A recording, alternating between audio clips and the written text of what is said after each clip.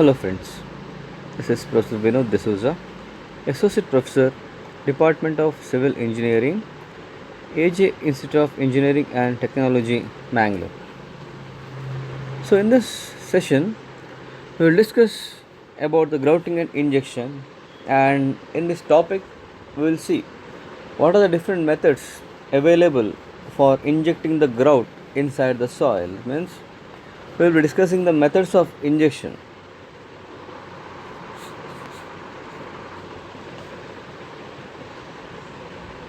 The successful implementation of grouting project very much depends on the skill and precision at which the grouting process is executed, adopting an appropriate injection techniques. That means for a successful implementation of this technique, first we have to plan what type of method has to be adopted for a particular type of soil, because various types of soils will encounter inside the ground, and to do the injection we required various methods, and the success depends on the choice of a particular method by which we can inject the grout successfully inside the soil. Generally, the grouting methods to be adopted in a project are usually specified on the grouting project design. In selecting a grouting method, the following aspects has to be satisfied. First one, soil or rocks of different characteristics should be treated individually. As I said, there are chances that we may get various types of soil or various types of rock inside the ground level, and the soils or rocks are having various permeabilities and various characteristics. So we have to treat them individually. We cannot treat them as a whole. Okay? For one type of soil, we have to select one type of injection method, and then only the injection method will give us the successful results. It should be possible to treat short sections of boreholes if any desired sequence, and repeat the injections if necessary. It should be possible to treat short sections of boreholes in any desired sequence. So the borewells should be filled for a short sections, and if it is required again it has to be filled, and the process should be repeated so that the grout will inject inside the ground level.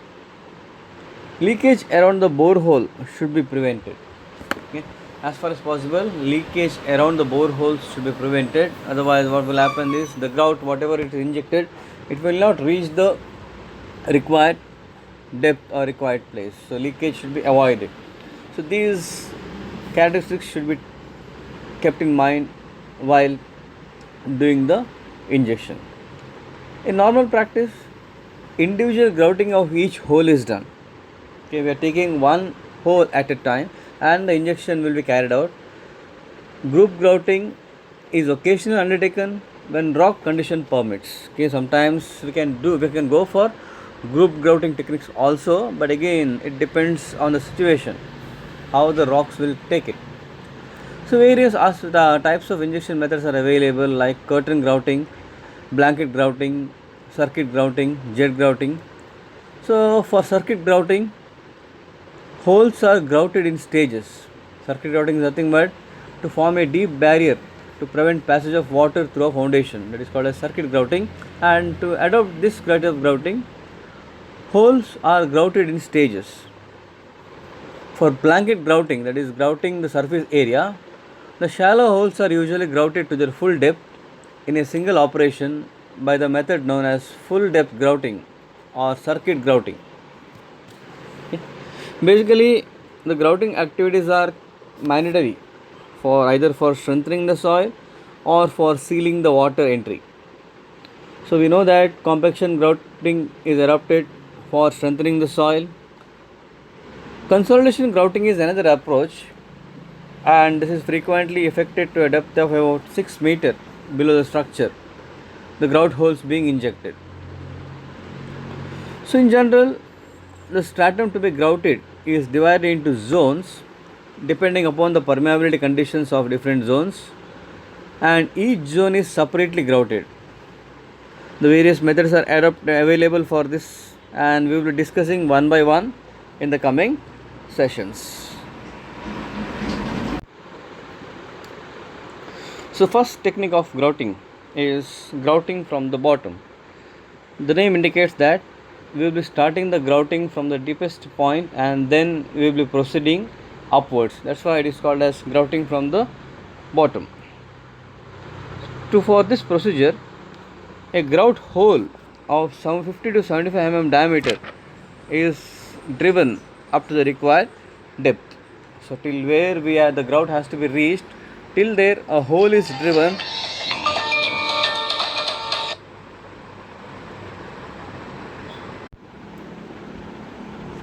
So let us see what is meant by grouting from the bottom.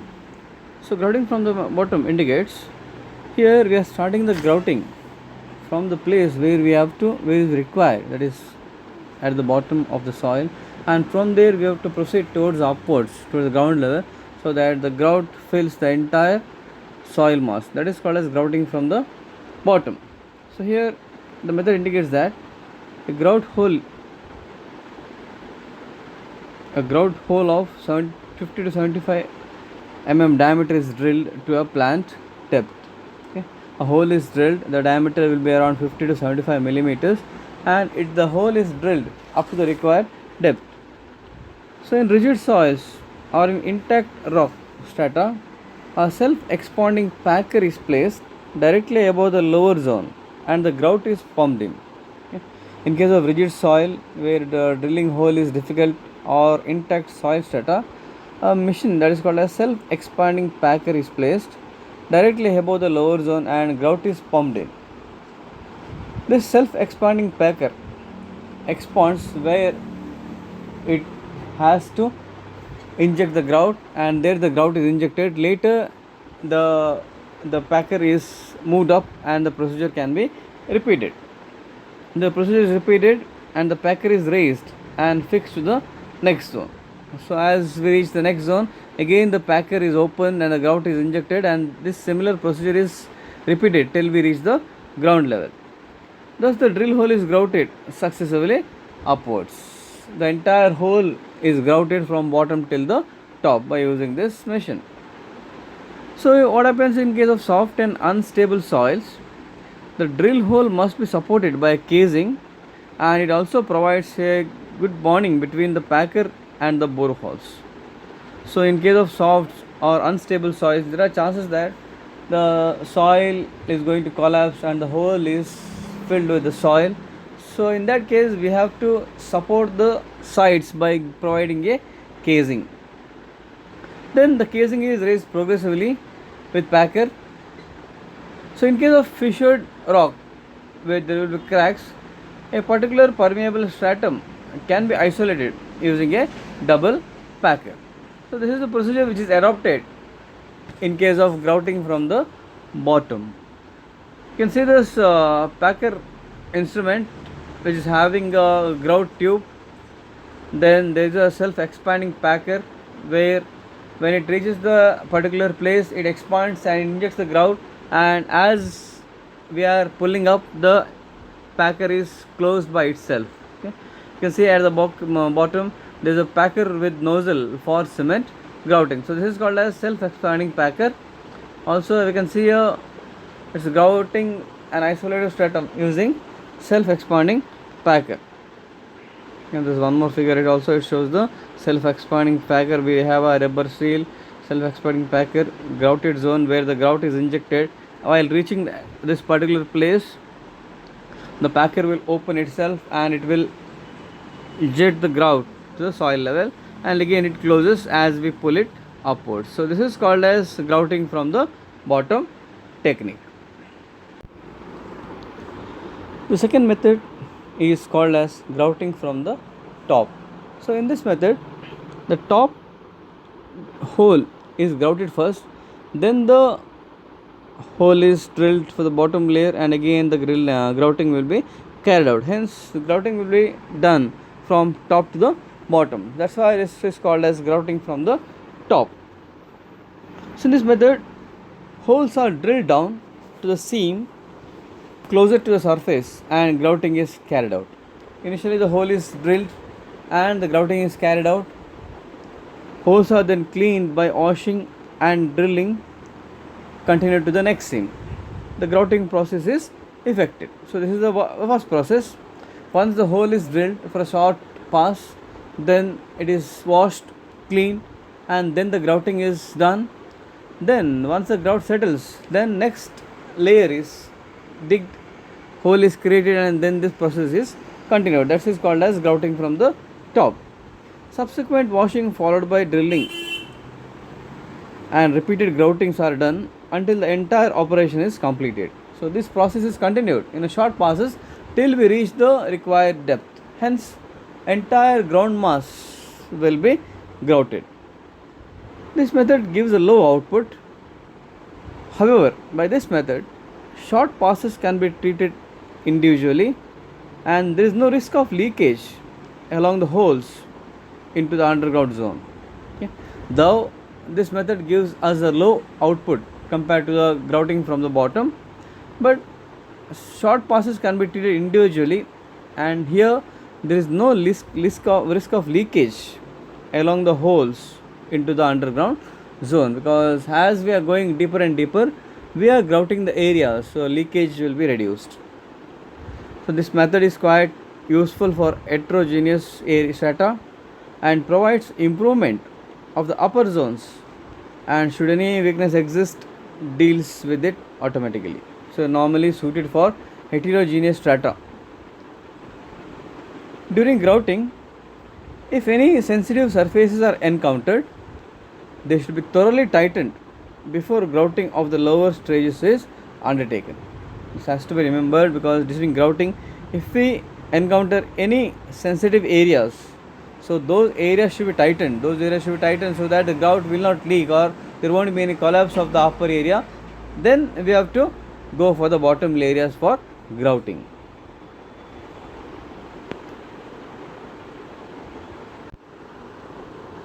This figure clearly explains the procedure of grouting. Initially, you can see here, this is the top stage where the hole is drilled and then it is washed, tested, grout it and wash it out. Okay, a standpipe or packer is at the surface, and this initial portion, the top stage portion, is grouted first.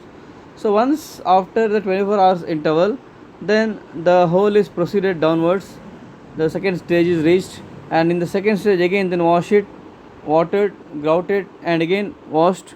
So we have finished the two stages. Then again after interval of 24 hours, we are going to grout the third stage. Again, once the hole is dug, the hole is washed, grouted and watered. Okay, that's how we have to proceed from top to the bottom, and this technique is called as grouting from the top.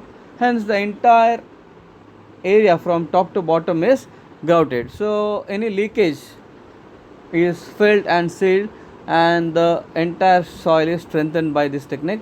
So this is called as grouting from the top.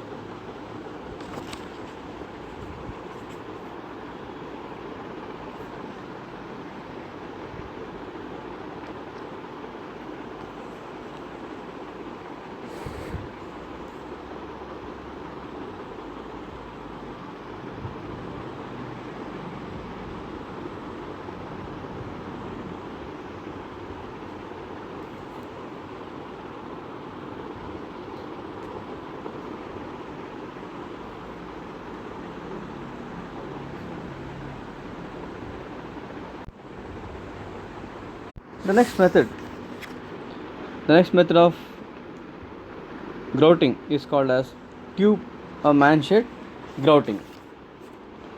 So the double packer method, what we discussed earlier, adopted for fissured rock, was found unsuitable in alluvial soils, as difficulties faced to effect a seal on the lower packer.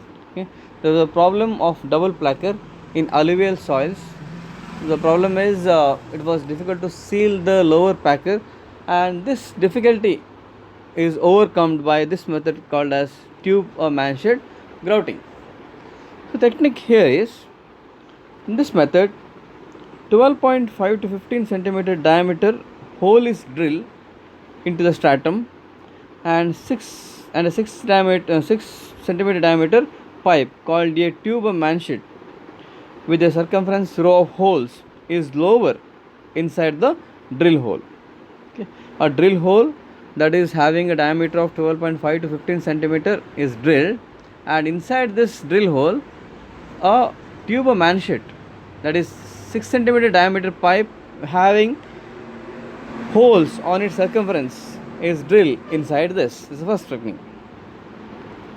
The drill hole is covered with 10 centimeter wide tightly fitted rubber sleeves. Okay. The drill hole is covered with 10 centimeter wide tightly fitted rubber sleeves, so that the grout, there is no chance that the grout will escape all this. The 6 centimeter diameter pipe is sealed into the outer hole by a clay cement grout. Then grouting is effected from bottom upwards through a small interior grout pipe lowered into the 6 centimeter diameter pipe.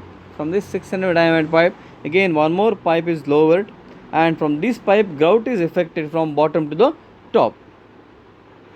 The inner grout pipe is tightly fitted to a 6 centimeter diameter pipe with the help of rubber packers. The inner grout pipe, the thin pipe, is tightly fitted to the pipe with the rubber packers. When the grout is pumped in through the inner pipe, due to high pressure, the clay cement grout cracks and allows the grout to fill the voids in the surrounding soil. This is a technique which is used in case of manshed grouting. What happens here is, when the grout goes with a high pressure inside the pipe, the clay cement grout cracks. It will crack because there will be high pressure, and because of this high pressure, the grout will cracks and allows the grout to fill the voids in the surrounding soil. This solves both the problems of supporting the hole and allowing grout to flow into the soil. Okay. It also supports the holes so that the whole soil will not collapse, and it also allows the grout to fill inside the soil. So that's why this technique is called as tube or manshed grouting. So here pressure is applied, and because of this pressure the grout cracks inside the soil and fills the entire soil. You can see the diagram here, it is showed. First figure diagram shows that the details of grouting tube with sleeves, and the second diagram shows the details of grouting tube with sleeves. The expanded vision is shown here. You can see here in the second sketch,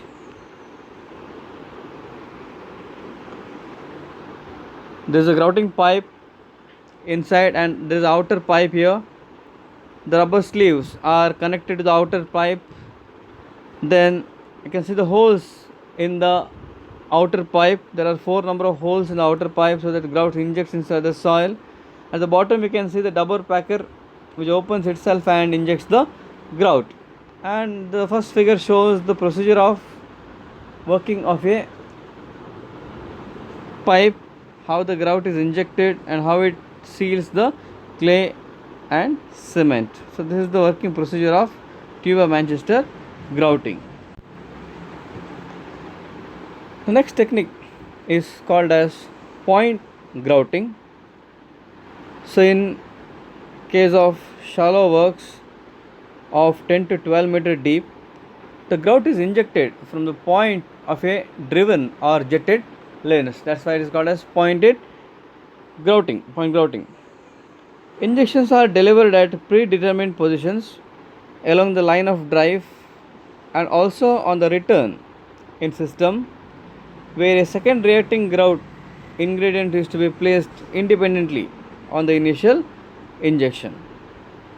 So this technique is widely used and has the limitations as regard to depth and permeability of fine strata. So depth is also an issue, can work only up to 10 to 12 meter deep, and if the fine strata is available, then this method will be difficult to adopt. So this technique is called as point grouting. The next method is called as jet grouting. As the name itself indicates, here we are applying a water jet with the pressure so that the grout injects inside the weak soils and it will strengthen the soil. So this jet grouting, which was originated from Japan, is used as replacement technique unlike other conventional injection methods. Now by this method, soil ranging from silt to clay and weak rocks can be treated. The silt or clay soils where permeability will be very less, and if we do the injection or if we do the grouting by other methods, the grout will not penetrate easily inside the soil mass. So hence, in order to do the grouting in these soils, this jet grouting method is best suited, because here we are using a pressure, we are using a jet, we are using a pressure, so the grout easily penetrates inside the soil mass.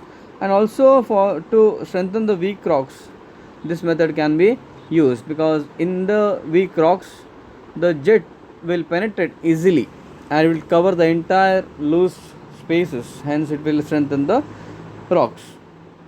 So the method consists of lowering a drill pipe into a 150 mm diameter borehole. Okay, normally a 150 mm diameter borehole has to be sunk, and inside this borehole a drill pipe has to be inserted up to the required depth. Then the drill pipe is specially designed which simultaneously conveys pumped water, compressed air and grout fluid. Okay, three elements are passing through this drill pipe.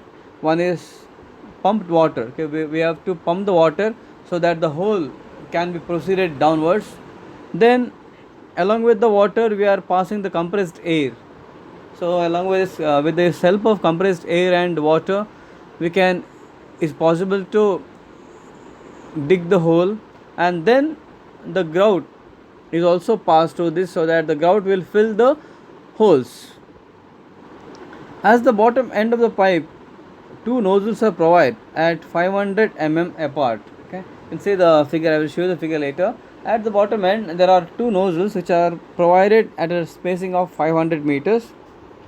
The upper nozzle, which is having a diameter of 1.8 mm, delivers water surrounded by a collar and compressed air at 7 bar to producing a cutting jet.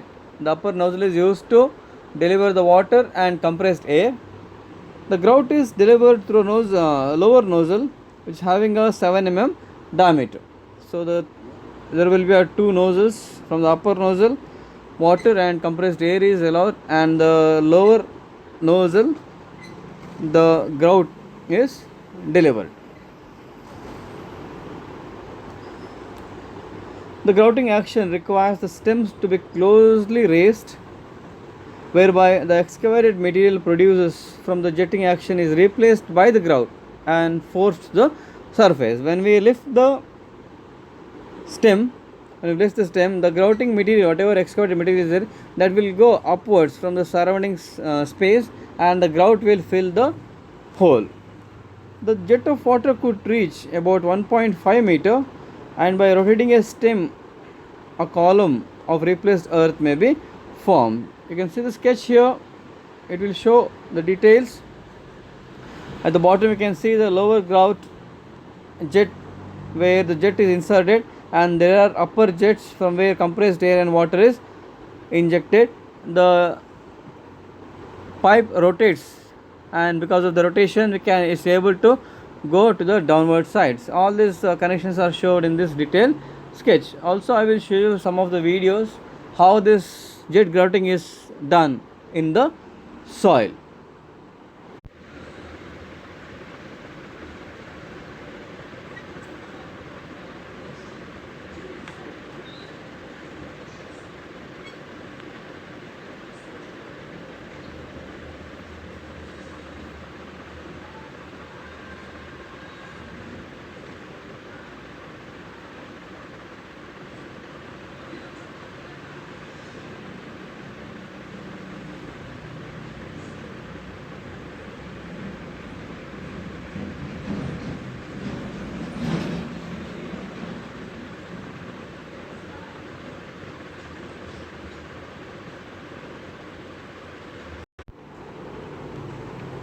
The next method is called as pressure injected lime. Here we are using the lime along with the pressure, and this lime is injected inside the soil to strengthen the soil. So the chemical used here is lime. So this is a special form of grouting in which lime slurry containing 0.3 to 0.4 kg lime per liter of water plus a surfactant is injected under high pressure. Then the pressure will be normally 350 to 1400 kilonewton per meter square. With this high pressure, the lime is mixed with water, and this slurry is injected inside the soil with some surfactant or some additives. Injections spaced at 1 to 2 meter are made at vertical intervals of 0.3 to 0.5 meter to maximum depth of about 3 meters. Okay, the spacing of this will be around 0.3 to 0.5 meter. So nearby spacings are required so that the grout will penetrate throughout the entire region, and the depth we can go up to 3 meters below the ground level. Pumping is continued at each depth until refusal or the slurry runs out at ground surface. Okay, in one hole the pumping should be started, and this pumping of lime slurry should be continued till the slurry runs at the ground surface. That means it has to overflow. It has to overflow from the hole and it should run over the ground. Then only we have to stop the pumping. It indicates that the hole is filled entirely with the lime and it will penetrate easily inside the soil mass. Usually about 120 liters of slurry is consumed per meter depth. To fill the 1 meter depth hole, we require around 120 liters of lime slurry. So this method is best suited for expansive soils with cracks, fissures, slacks and sites, fractures and root holes, which are used as foundations for light structures. Normally for expansive soils, if you use any chemicals, that will not be suitable. So in this cases, this lime slurry will be best suited for expansive soils, and it will easily penetrate inside the soils. Because of high pressure adopted in this method, the expansive soil can be treated to a depth greater than the depth of seasonal moisture variation. This is a very important factor.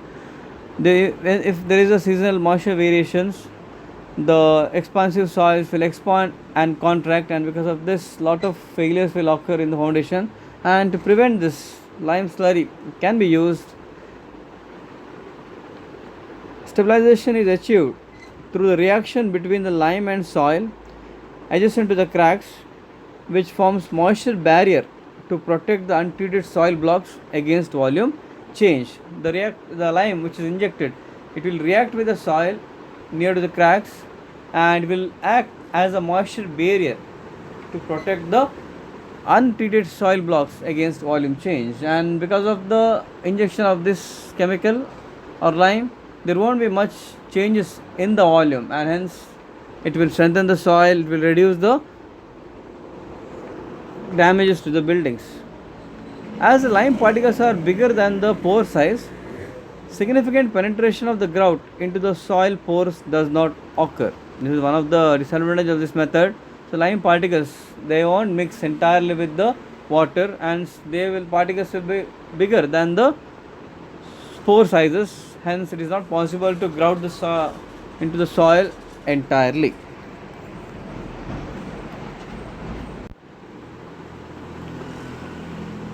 Next method is called as electrokinetic injection.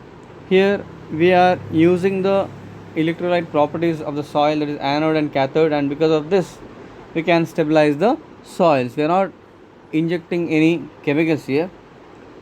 The stabilization of silty soils may not be possible by chemicals or admixtures because of lack of confinement or the necessity to avoid disturbance of the ground. As I told earlier, the silty soils, they are having finer size particles and the permeability will be very less. The voids are also less, and because of that it is not possible to that the grout will penetrate inside the soil.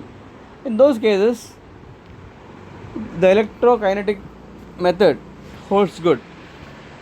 In such situations, electrokinetic injection techniques may be adopted.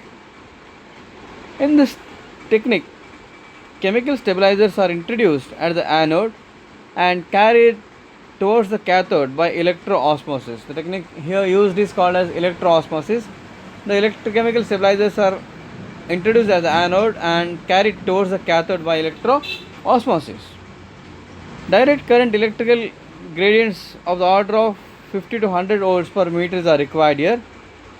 Although the method is likely to be expensive, it can be effectively used in special cases because we require huge voltage, huge current in this case. Hence, the method proves to be expensive, but at special cases, this method proves to be economical or suitable comparing with other techniques. So, whatever the methods we are adopted, we have to measure how much grout we are going to inject inside the ground, and we have to monitor whether it spreads or not. That is called as grout injection measurements and monitoring. So during the grouting process, the basic informations to be obtained is the weight for suspension grouts and volume for solution grouts and grout flow rate along with pressure for both. Okay, these are the basic informations required for any grouting techniques. One is, since suspension weights, that is cement or other chemicals which will not mix entirely with the water, so they are called as suspension mixes, and here we have to find out how much weight is required.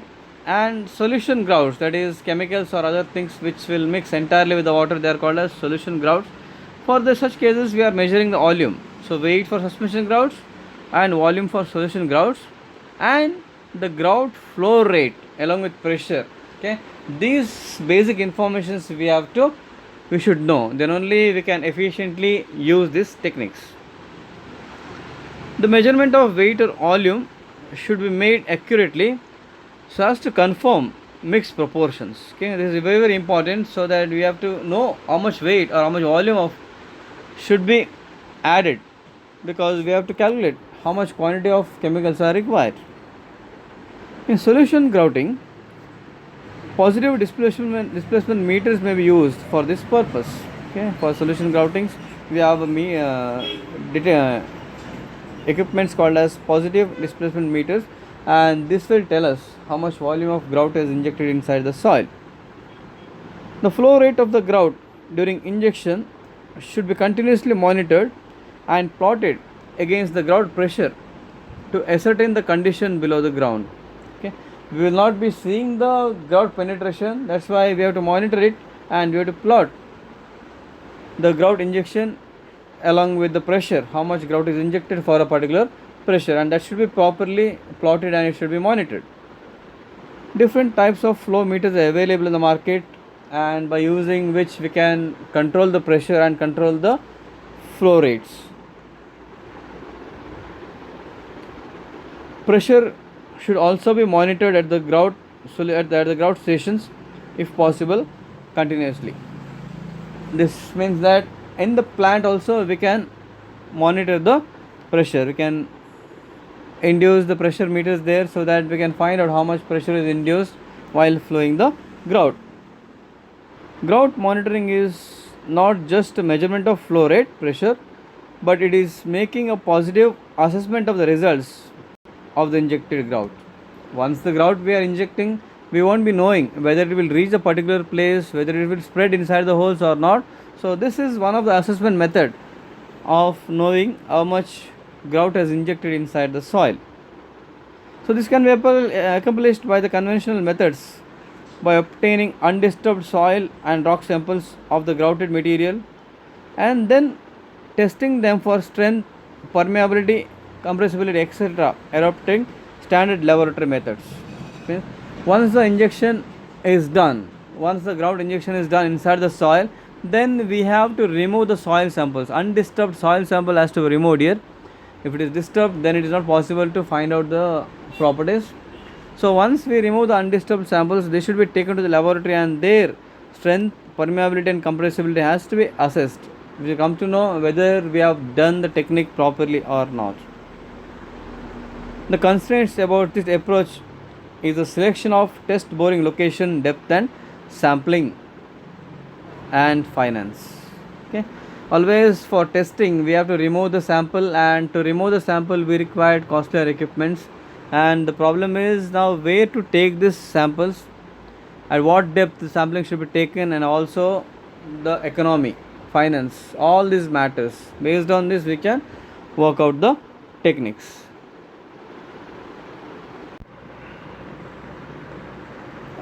A better approach is to use indirect methods such as geophysical or non-destructive testing methods, which will provide a continuous trace of continuous before and after grouting, either along the ground surface or with adjacent grout pipes. Okay, we can go for non-destructive ties or some geophysical methods by using which we can assess the results instead of taking out the samples.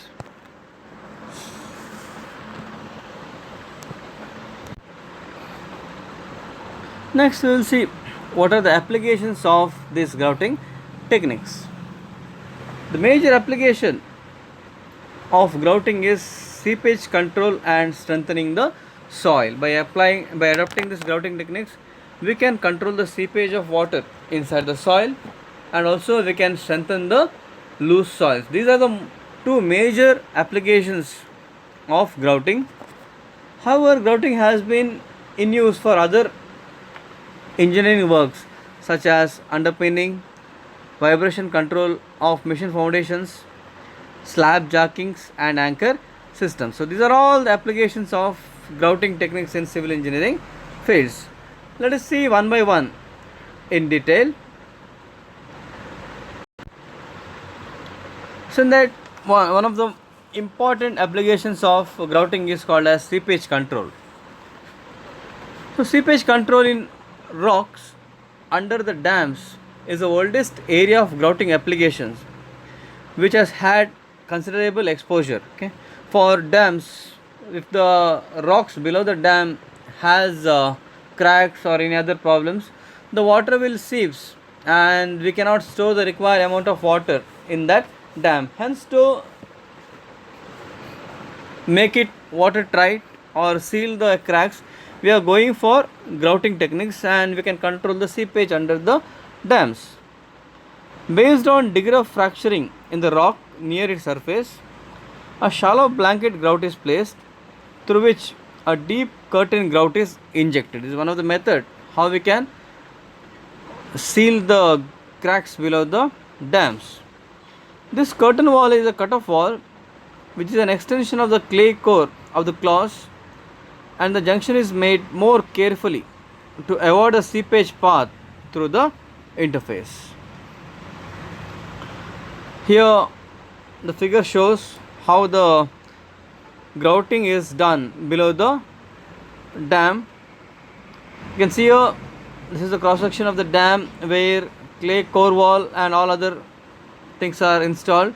So to prevent it, here blanket grouting is done. You can see a blanket grouting below the foundation, and deep grouted curtains are provided so that the water will not seep from upstream side to the downstream side. Here it is sealed, so that this water will not enter through this curtains and will go to the downstream side. That's how we can block the seepage of water below the foundation of the dams.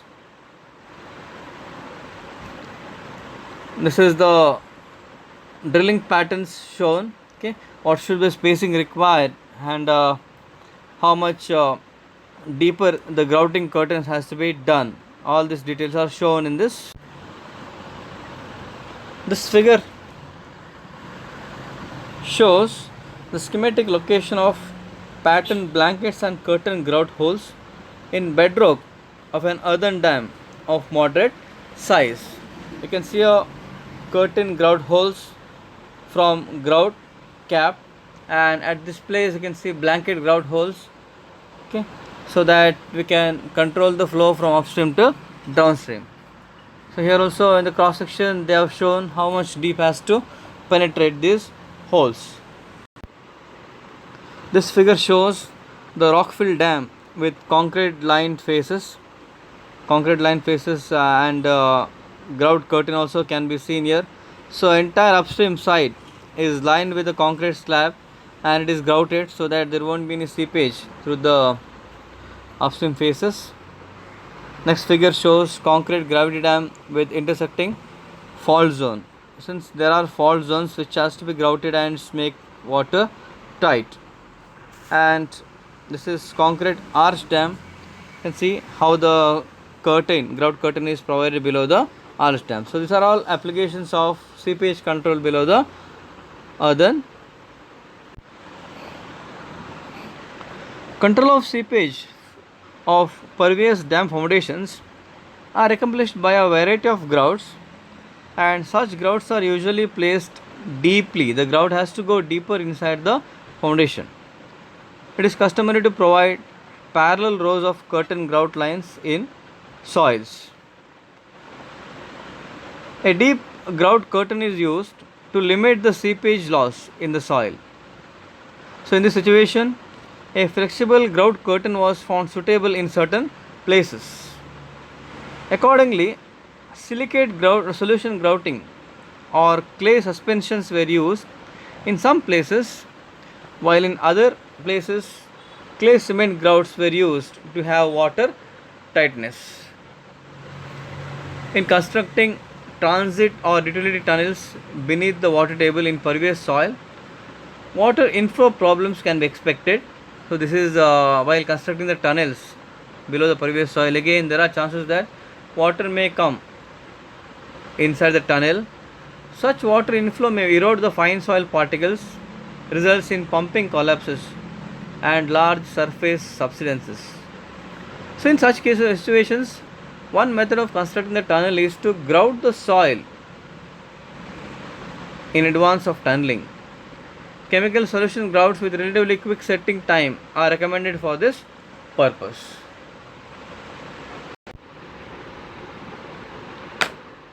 So one second important application of grouting is soil solidification and stabilizations. By using this technique, we can strengthen the loose soil, we can improve the permeability, we can improve the compressibility. All these properties can be improved. That is called as soil solidification and stabilization.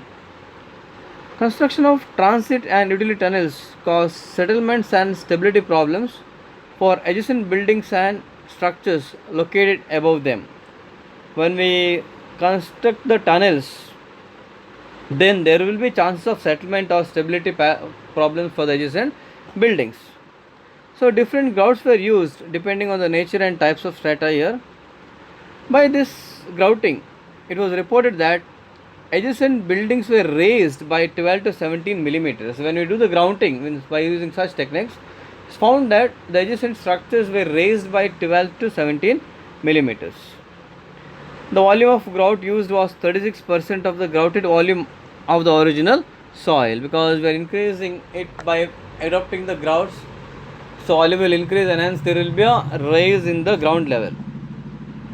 Stabilization grouting is also used as a method of underpinning of building foundations.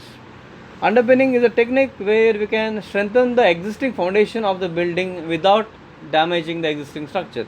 So in these cases, we can insert the grout and we can strengthen the foundation. That is also called as strengthening the foundation existing. You can see here how the soil is solidified in case of a tunnel.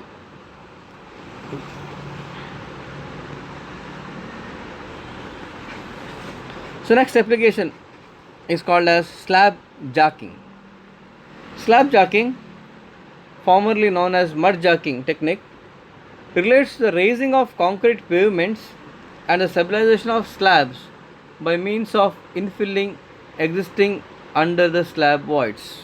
Okay, the pavement slabs, when there are voids below it, we can fill the grout and we can raise the entire pavements without damaging the existing pavements.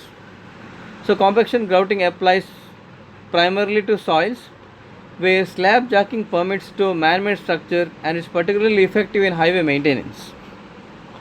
Some of the materials used here are hot asphalt, soil cement slurries, and cement sand mixes, hydrated lime, fly ash lime. So all this can be used for these techniques.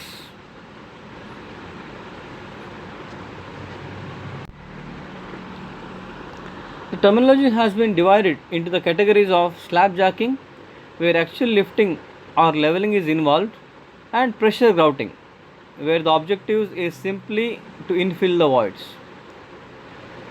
The mud jack machine, more or less in its original form, is still employed for this type of works. Next application of grouting is called as vibration control. Here we can control the vibrations of the machines by providing the grouting inside the soil. Excessive vibrations, that is amplitude or settlements, is caused in those cases where vibrating machine foundations have an operational frequency approaching the natural frequency of the foundation soil material and induce resonance. So if it were possible in some ways to forecast the natural frequency accurately, the problem of resonance can be avoided. So we should know what is the natural frequency of the soil, and if you know that, then we can avoid these problems. As the correct assessment of natural frequency is much more difficult, the problem of resonance may occur from time to time. So this is one of the problem. It is not possible to assess the exact natural frequency of the soil. Hence we have to adopt these grouting techniques so that the vibrations can be controlled in case of machine foundations. The simple techniques are sometimes quite effective in eliminating the occurrence of resonance. That is, the foundation may be separated from adjacent floors, or the water table may be lowered, or mass may be added by underpinning the foundations. So this is the techniques called as grouting. Okay, thank you.